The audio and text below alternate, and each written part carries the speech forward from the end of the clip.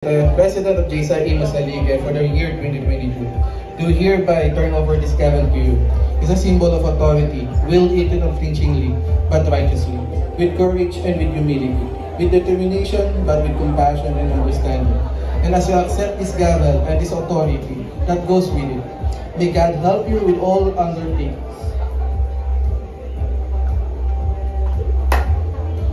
JCI Noveleta Asin.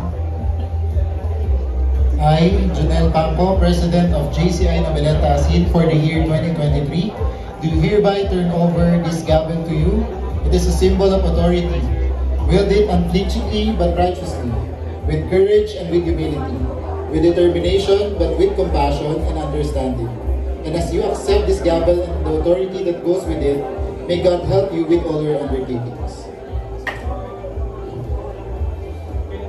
Now let's move on with the acceptance. Let's start with JCI Cavite City, Magiti.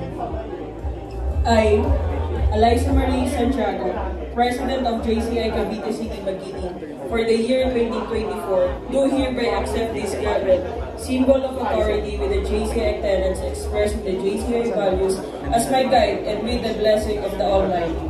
It is my covenant to wield this gavel unfeelingly but righteously, with a courage but with humility, and finally, with determination but with compassion and undertaking. So, be it. Thank you. Next, JCI General Trias Katipunan. I, Martin Ferrer, President of JCI General Trias Katipunan for the year 2024, do hereby accept this gavel, symbol of authority, with the JCI tenets expressed in the JCI values as my guide and with the blessings of the Almighty.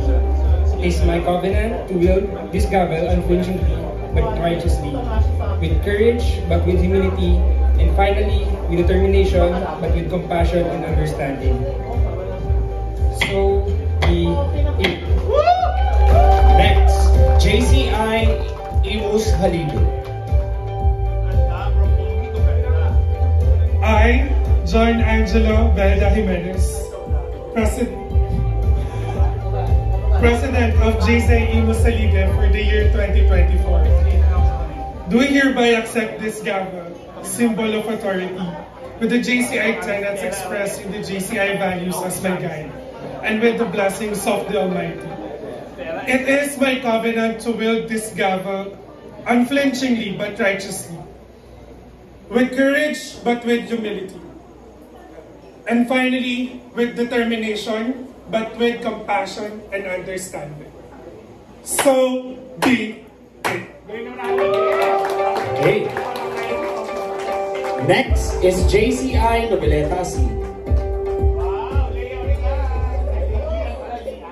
I, Ian Olidan, President of JCI Noveleta Asin for the year 2024, do hereby accept this gavel, symbol of authority, with the JCI tenets expressed in the JCI values as my guide, and with the blessings of Almighty. It is my covenant to wield this gavel unflinchingly but righteously, with courage but with humility, and finally with determination but with compassion and understanding. So be it.